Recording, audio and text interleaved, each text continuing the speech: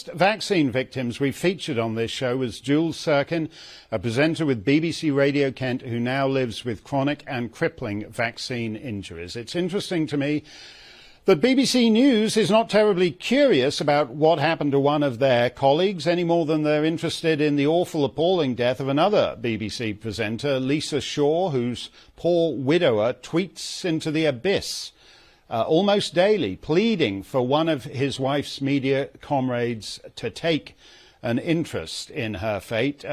Jules has suffered extreme episodes and spent a fair bit of time in hospital in recent weeks, but we're glad she's back with us. Jules, you had an interesting exchange, or rather a kind of non-exchange, when you asked one of these doctors about vaccine injuries, and he did, I think it was Dr. Evil who did the old zip it manoeuvre. Tell us about that.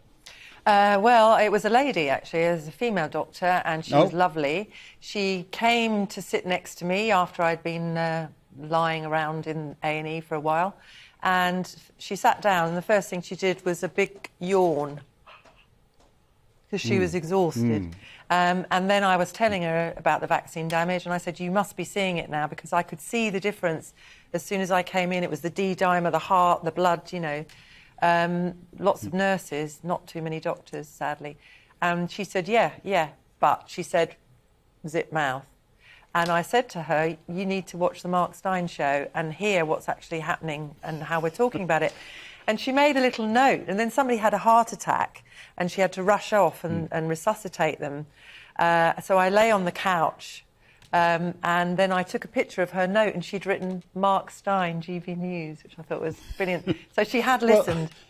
Well, that's not the important bit. I mean, I thank you for that, Jules. But the important bit is that your doctor implied that there was something going on, but they've been told to zip it. It's actually the second time that's happened to me, because when I was at Moorfields with the AstraZeneca eye damage last year, which was about, lose track, August, the consultant I saw there told me her own mother went blind from the 2 Pfizers. And I, of course, said, please, can you talk to me about it? And she said no, she refused to talk to me about it. My husband was in with me, he's a journalist. She wouldn't talk to us. So that's 2 doctors. And I found this time, this visit was very different. It was, I think they've just become so used to seeing vaccine damage. And yet, at the same time, it's not recognised by the system as a whole. Do you think eventually doctors and nurses will speak out about this?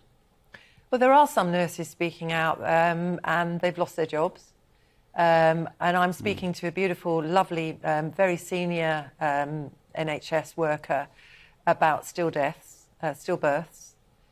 which she's seeing a rise in. Yes, that's terrible then. So people are talking to me, but they're not speaking out as much as they perhaps could. People have mortgages, people have things to expenditure, and they're scared of losing their jobs. And there's a stigma about it, isn't there? Yes, no, that's true. And in fact, the stillbirths thing is one of the idiotic things that Ofcom are investigating this show about. Jules, I wish your friends at the BBC would do more on this, because we need to bust it out into the open. But thank you very much, and we will stay on this even if no one else does.